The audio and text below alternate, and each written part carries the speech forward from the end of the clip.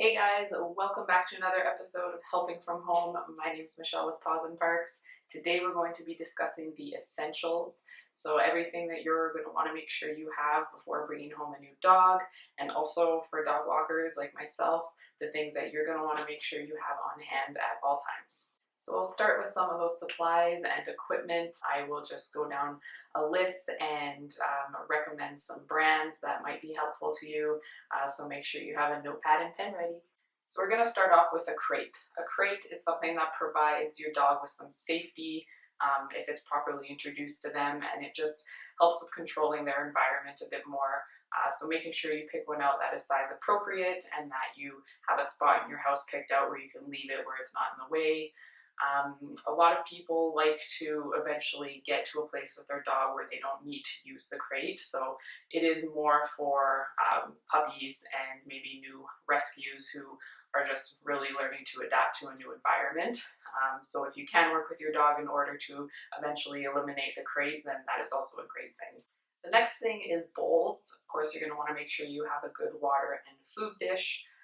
Stainless steel is the most durable out of all of the materials. Try to stay away from things that have dyes and lead in them, as they are toxic to dogs. Food. So you're going to want to make sure that you find out what your dog was being fed prior to acquiring them, whether it be from the breeder or the rescue center. Switching foods suddenly can be hard on your dog's stomach, so make sure you're casually integrating the new food into their diet and slowly eliminating that old food. ID. It's important that somebody has a way of identifying your dog in case of an emergency.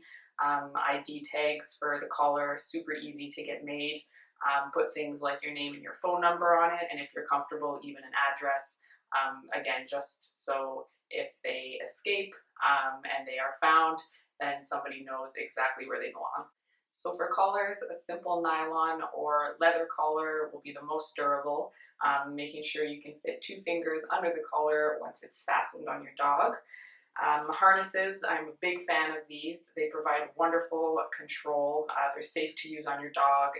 This is a simple step-in harness that just fastens up at the top of your dog's shoulder blades, like so. It's from Pet Value.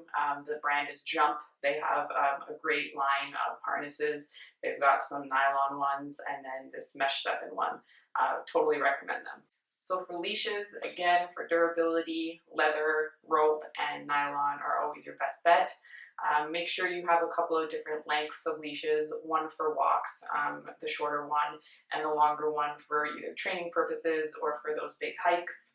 A couple that I like to use, simple nylon one here, pretty straightforward, and then this is a waist lead, so it wraps around your waist as so and then attaches to your dog's collar or harness.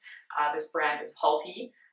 It's, again, super durable, and with waist leads, I do find that you definitely have more control when it comes to walking your dog.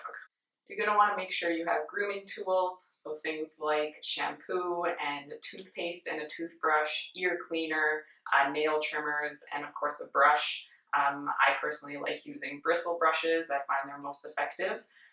Even if you're getting your dog professionally groomed, these are good tools to have on hand. So of course you're going to want to spoil your dog rotten with toys, making sure that you're getting durable and size appropriate toys.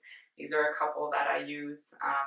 My dogs go crazy for the Ultra Balls, and then just a simple chew toy will definitely get their senses going.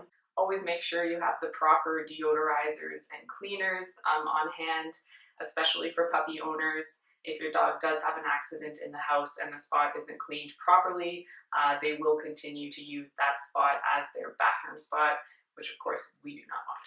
Of course, we're wanting to make sure we have plenty of bathroom bags, and I have this fun little attachment that you can pop your bag in and attach to your leash or fanny pack or whatever you walk with. And I prefer using compostable bags. Any way we can help the environment a little bit more, so making sure we have a ton of those on hand at all times. So of course you can never have too many treats for your dog. Try to get an array of flavors and use different types of treats. A higher quality, softer treat like these Zoox Mini are great for everyday use. for rewarding your dog, and then using real meat, like I've discussed in past videos, is good for keeping your dog motivated and focused. And then those bigger ticket items like bones, rawhide, these little beef sticks are great for keeping your dog busy over a longer period of time. And try to stay away from treats that are of course high in sodium and fat. For bedding, try to stay away from investing in an expensive dog bed. If you are getting a puppy, you want to wait until they're fully house trained. So until that point, using towels and blankets will do just fine. Smaller dogs, you may need to purchase some booties or rain jackets or winter jackets for them. Of course, in Canada with our climate, you can never trust it. So those might be something that you also want to look into. So these next items are super essential for dog walkers especially, but your everyday dog owner as well, it's good to have on hand. So of course, always carry around a small first aid kit with me. It's got things like vet wrap, pieces of nylon, tape, gauze, cotton, a mask, gloves, a pair of scissors, a pair of tweezers. Those are all things that are super crucial in case of an emergency. And then an emergency contact card is also great to have. So just something written down on a little piece of paper that you can throw in your backpack. Always make sure you have plenty of water with you, especially on those hot summer days. These little portable water dishes are great. They just fold up like so you can carry it with you on your walk and attach it to your backpack or fanny pack with the carabiner. I always carry some ice packs around with me just in case the dogs get super hot, then they have something to cool them down with on the car ride home. So a few extra accessories that I always make sure I have on me. I've got my portable spray bottle I picked up at Dollarama. Like I've said in past videos, this is great for just grabbing your dog's attention if need be, like in a dog fight situation. I've got my treat pouch, so just attaching it to a fanny pack or a belt loop, giving me easy access to treats. And then I've got seat belt for dog. Of course, you want to make sure our dogs are staying safe in the car, so attaching them to this is super handy. Another great item to ensure our dog's safety when transporting them in the car is a dog seat cover. I got mine off of Amazon. The brand is Topolic. It also helps keep your car a little bit cleaner. It is water resistant and super durable. It's easy to clean, and it's got a little mesh window that allows them to see into the front seat. And it just simply fastens around the head covers with a simple buckle, and it is a great thing to use. For night walks, you want to make sure you have some sort of reflective gear for your dog, or LED color lights, which you can actually also pick up at Dollarama. You can charge them with a USB, and they are super handy to use. Of course, we want to make sure that we are keeping ourselves healthy and safe as well, so that means making sure you have all the right gear. I always have multiple gloves and socks and hats that I leave in the car.